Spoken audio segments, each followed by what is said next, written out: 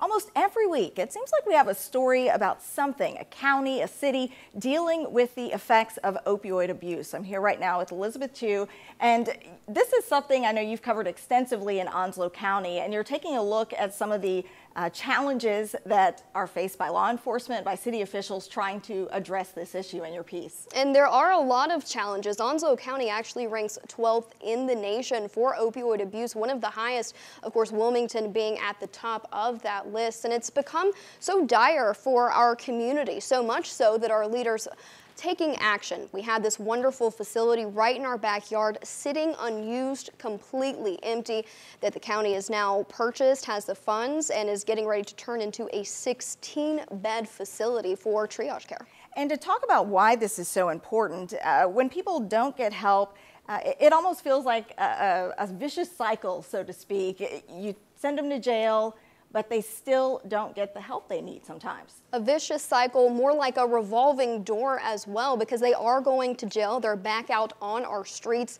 Onslow County Sheriff's Office actually said about 85% of their crime is related to this drug use, people stealing in order to be able to buy their drugs. So really just highlighting the dire need that Onslow County is in and why this facility is so necessary for us. And as you mentioned, also when the people don't get the help that they need, just putting them back out there, still not addressing the issue of abuse, it still just sets them up for failure over and over again. And failure is not what we want in Onslow County.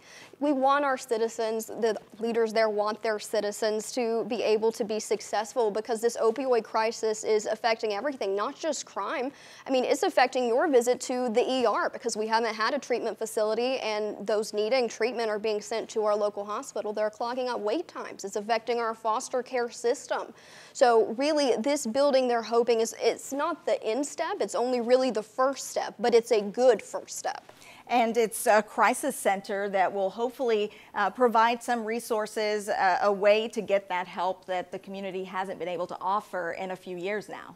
Exactly, 16-bed facility, and just the first step, we actually have a lawsuit that we are doing as well. We're hoping that if we win that lawsuit against the drug manufacturers, that money can maybe go into a long-term care treatment center and just continue to work on this issue.